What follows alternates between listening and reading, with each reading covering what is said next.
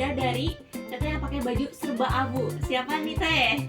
Halo teman-teman semuanya, nama aku Litaus Amelia. Aku seorang mahasiswi di salah satu Universitas Bakti Kencana, Prodi Ilmu Komunikasi, dan sekarang ada di semester 3. Semester 3. Ngomong-ngomong, kita ini satu kelas ya, jadi sama semuanya dari Prodi Ilmu Komunikasi dan juga semester 3. Lanjut ada. Halo teman-teman, kalau aku Alicia Fitria. Halo teman-teman, kalau aku Syaira Septianisa. Jadi mereka tuh sama-sama dipanggil Ica. Ya, Ica 1 dan Ica 2. Nah, aku ini perkenalkan, nama saya Cindy Dewanti Maulida, sama seperti mereka juga Prodi Ilmu Komunikasi semester 3. Di podcast kali ini kita bakalan ngobrol-ngobrol nih terkait dengan isu yang hangat diperbincangkan di media sosial ya. Tentunya pasti kalian di rumah udah pada tahu nih dengan berita yang akan kita bawakan hari ini. Nah, kira-kira apa ya? Jadi apa ya kira-kira? Nah, jadi untuk isu yang bakal kita bawakan sekarang ini adalah berita tentang ST viral GM ya. Kalian pasti sudah pada tahu dengan berita tersebut. Nah, menurut CNN Indonesia itu kejadian tersebut tuh terjadi pada 20 November 2024 ya, di hari Rabu di daerah Magelang. Nah, gimana sih kronologinya? Jadi kronologinya itu seorang publik agama yang berceramah di depan halayak, di depan masyarakat, namun terjadi sedikit insiden gitu. Jadi dengan begitu mengeluarkan kontroversi di bagian kalangan masyarakat gitu ya, mengeluarkan banyak opini di berbagai kalangan masyarakat, netizen di media sosial pun banyak yang keluar. Nah, menurut kalian nih, bagaimana sih sudut pandang dari komunikasi publiknya seperti apa? Kalau menurut aku, komunikasi publik dari GM ini karena adanya kekuasaannya. Kekuasaan yang dimaksud di sini kan beliau ini pembuka agama atau ulama. Ya. Jadi merasa paling tinggi dan dia tuh kayak ada hambatan komunikasinya. Terus tapi dia tuh pinter gitu. Cara mengatasi hambatan komunikasinya kayak gimana di depan masyarakat. Contohnya kayak dengan empati, terus berbicara santai, terus pakai humor juga gitu.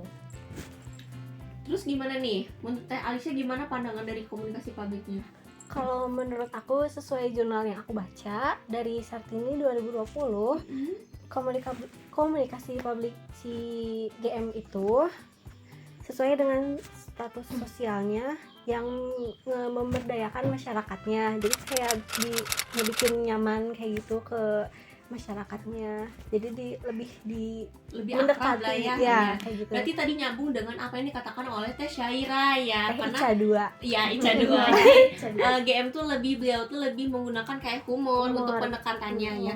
Tapi menurut aku pribadi sih, karena GM ini kan merupakan tokoh agama ya, tokoh publik yang seharusnya ketika dia dalam kejadian ini tuh dia harusnya melakukan atau menerapkan konsep komunikasi publik menurut Aristoteles, yaitu ada 3. Nah, yang pertama itu ada ethos, pathos, dan logos. Ethos itu mengenai dengan kepercayaan ya, Kredibilitas karena betul, kredibilitas, karena kan GM ini beliau tuh sebagai tokoh agama ya, jadi seharusnya beliau ini dapat dipercaya oleh masyarakat. Betul. Dan juga ada yang namanya pathos. Pathos itu melibatkan emosi ya, emosi, terus kayak empati ataupun kasih sayang, tapi emosinya bukan emosi pengen berantem ya, kayak emosi yang condong ke hal-hal positif ya, bukan hal negatif. Dan terakhir itu ada yang namanya logos. Jadi beliau itu seharusnya mengeluarkan argumen atau opini yang masuk di akal ya. Betul. Gimana nih? Kalau menurut aku sih dengan status sosialnya GM ini seharusnya dia menunjukkan kredibilitasnya di hadapan masyarakat yang lebih tinggi gitu. Apalagi kan kredibilitas juga itu adalah elemen penting dalam pesan yang dapat diterima oleh masyarakatnya gitu sih. Iya. Berarti bersangkutan ya tadi dengan dengan semuanya yang kita bicarakan tadi itu. Ada ethos, pathos, logosnya, ada kekuasaannya juga. Oke, pertanyaan yang kedua. Lanjut nih ya, bagaimana sih menurut sudut pandang dari Citra? Bagaimana, apakah berpengaruhkah karena isu ini atau tidak? Ceritanya ya, kalau menurut aku sih dari perbedaan status sosialnya si GM sama si penjual ST ini terdapat ketimbangan sosial. Jadi di mana si pihak yang lebih rendah itu biasanya memang buat terabaikan gitu. ya. Jadi karena status sosialnya yang berbeda, jadi si penjual ST-nya tuh merasa terabaikan gitu. Harusnya sih GM juga memiliki tanggung jawab moral gitu harusnya. Ya bener sih. Ya, bener sih. Menurut aku juga gitu. Kan GM ini kan sebagai fitur publik ya. Jadi apapun perkataannya, apapun perbuatannya di publik itu bisa jadi sorotan di depan publik itu sendiri. Kalau menurut aku sendiri sebenarnya pendapat aku agak berkesinambungan dengan kalian. Apa tuh? Kenapa? Karena menurut aku citra GM ini tergantung sesuai pandangan masyarakatnya itu sendiri. Jadi ketika GM-nya menyikapi isu ini dengan baik, mungkin pandangan masyarakat juga akan masih baik gitu ke beliaunya. Masih kayak ya masih oke lah gitu. Tapi kalau misalkan GM-nya menyikapi isu ini dengan gak baik, ya itu mungkin akan Jadi bumerang lah ya. Ya jadi bumerang gitu sih. Kalau menurut aku, menurut Cindy sendiri gimana nih?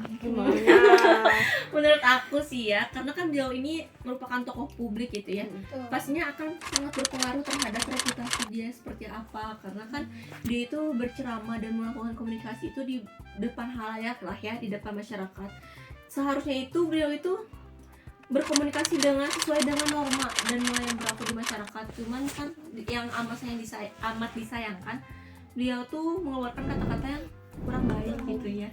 Takutnya dicontoh oleh masyarakat, kan kita juga tidak tahu ya, tergantung dengan bagaimana kita menerima pesannya gitu. Jadi akan sangat berpengaruh sih terkait dengan reputasi beliau. Apalagi beliau itu sempat didapat kepercayaan dari Presiden Prabowo menjadi, kalau nggak salah apa ya, pokoknya terpilih lah gitu ya, pokoknya terpilih lah sebagai orang yang terpercaya oleh Pak Prabowo. Cuman karena isu ini sempat rame-ramenya di media sosial, di media massa, di berita, televisi dan lain sebagainya, katanya beliau itu mengundurkan diri atau resign gitu dari jabatan yang diberikan oleh Pak Prabowo. Tapi yang pernah aku baca di berita juga, katanya setelah adanya isu ini ada beberapa mahasiswa yang demo untuk tidak diturunkannya. Nah, menurut aku itu menjadi salah satu alasan apa yang tadi aku katain tuh, kan citranya itu sesuai dengan opini masyarakatnya masing-masing. Nah, mungkin mahasiswa itu juga masih mempunyai nilai-nilai kayak di publik gitu-gitu loh. Menurutku sih kayak gitu. Iya, tapi sangat ramai banget ya di TikTok, apalagi di X juga sangat ramai mengenai isu beliau tuh seperti apa gitu kan, pasti banget ramai banget. Ada yang pro, ada yang kontra. Kayak tadi mungkin yang pro-nya itu beberapa netizen yang mengatakan bahwa ya beliau itu seharusnya memberikan contoh yang baik gitu. Tapi ada juga mahasiswa yang tadi yang tidak setuju bahwa jangan turunkan GM dari jabatannya atau dari apapun lah itu. Jadi pasti ada pro dan kontranya ya. Tapi pasti sangat berpengaruh terhadap dengan reputasi beliau sebagai tokoh publik gitu.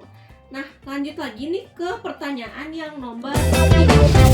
Pertanyaan itu masih nyambung dengan pertanyaan sebelumnya, akan tetapi itu lebih bagaimana sih sudut pandang dari sisi kekuasaannya itu seperti apa?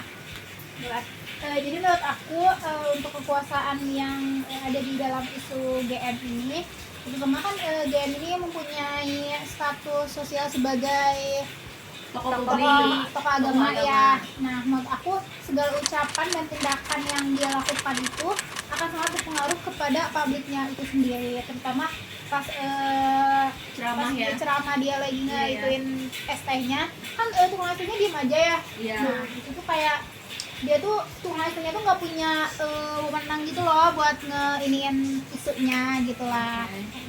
Ya karena mungkin dari status sosialnya juga berbeda ya, dari status sosial antara penjual ST dan si beliau GM-nya ini tuh berbeda. Jadi dia tuh merasa tidak ada wewenang, jadi dia tidak berani bertindak apapun itu. Tapi kalau dalam kondisi seperti ini sih komunikasi terjadi cenderung tidak autentik kalau menurut aku ya, karena pihak yang lebih rendah secara sosial mungkin tidak bebas untuk mengungkapkan pendapatnya. Betul. Pihak yang lebih rendah juga biasanya harus mengungkapkan lebih lebih jelas mungkinnya terhadap apa yang dia rasakan gitu. Tapi penting juga kan mastiin bahwa kekuasaan itu tuh nggak seenaknya gitu. Iya, nggak disalahgunakan. Iya. Karena ya kalau misalkan itu disalahgunakan bakal jadi bumerang lagi ke diri kita sendiri. Karena kasihan juga waktu ngelihat penjual ST-nya tuh kayak bener-bener nggak ngerespon apa-apa ya. Kayak cuman diam terus kayak mau itu komunikasi. Kalau komunikasi secara non verbalnya sih memang kelihatannya sedih ya, kayak kelihatannya dari ekspresi wajahnya sih seperti sedih gitu.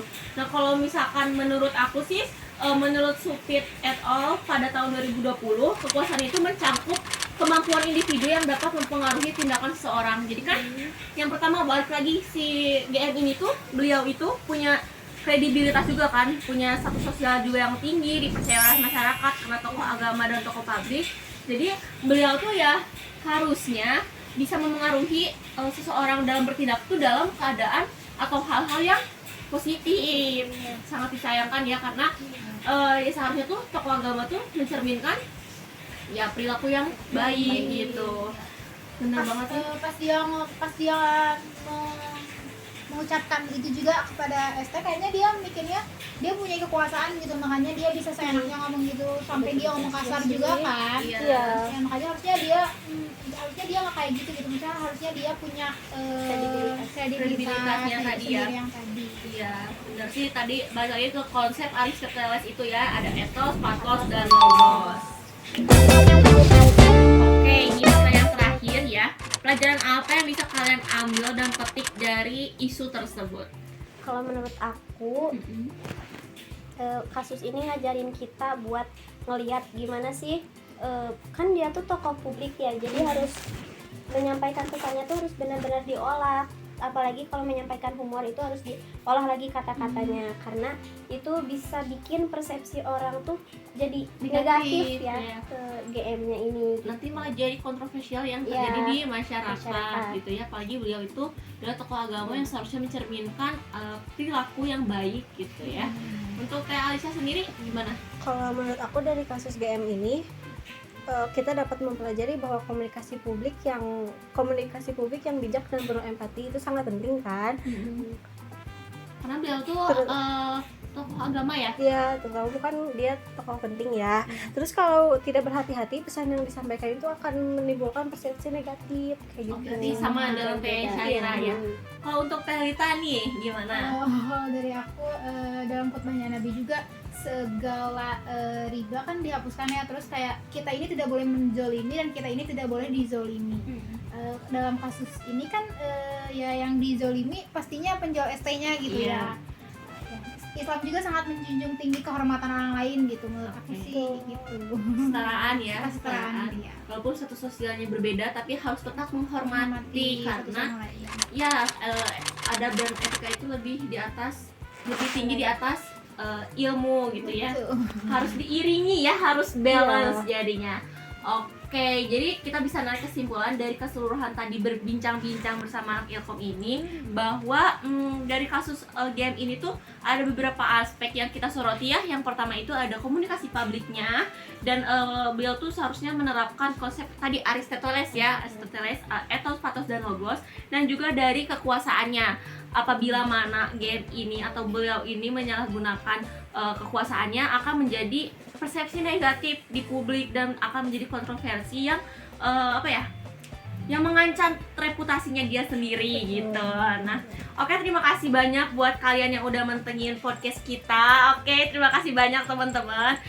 Mungkin ada kekurangan ya, mohon maaf apabila ada banyak kekurangan atau kesalahan dari pengucapan atau kalimat kita dari komunikasi kita. Jangan lupa like, subscribe, dan komen. Oke, sebelum kita diakhiri ada kata-kata sedikit buat kalian.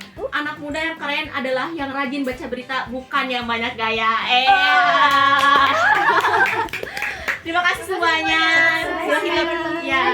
Bila kita pilih hidayah. Assalamualaikum warahmatullahi wabarakatuh.